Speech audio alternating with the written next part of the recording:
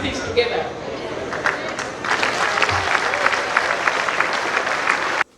Kadaga is a Ugandan lawyer and politician.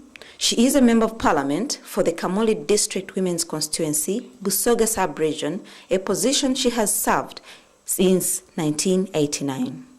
She is currently at the helm of Uganda's legislative body as the first female to be elected speaker in the history of the parliament in Uganda. Since her election, the outspoken lawyer has held the parliament bull by the horns, so far steering the August House into fiery debates. So it's exciting to have her there and to know that she's a supporter of FIDA, but I think she is passionate about women's issues and women's rights. Authoritatively say, I agree 102%. Why? She's somebody who does not miss her words. When she says this, it will be so. A case in point, when we were pushing for the loan on maternal health, she was with us when we said we are not going to approve any loans unless the loan on maternal health is presented. Women activists in Uganda at the forefront of domestic violence believe that the election of Rebecca Kadaga will help them in ensuring that various bills in favor of women will be passed into law.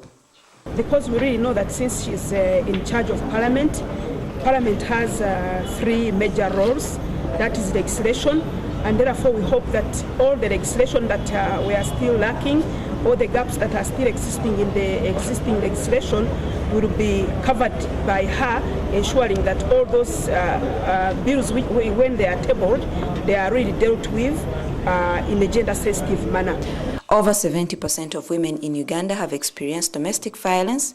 50% of these women remain silent about the violence in their homes for fear of the stigma in the community and fear to lose their homes or marriages. Ayagala okuyambibwa ntemera government omulanga entaase efunira emikono kuba abaana bano baagala okusoma naye tebalina bwe bajjanga kundeka waka nga ate nange sirina kye nneesobolera kuba domestic violence or violence against women does not know class, status, education or wealth.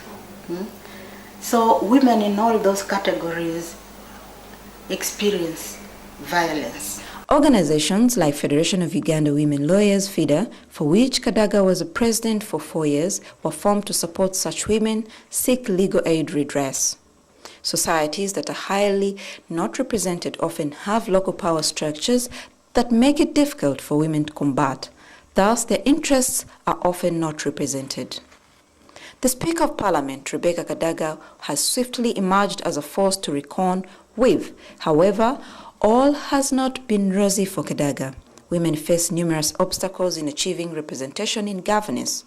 Their participation has been limited by the assumption that women's prosperous sphere is the private sphere, whereas the public domain is one of political authority and contestation.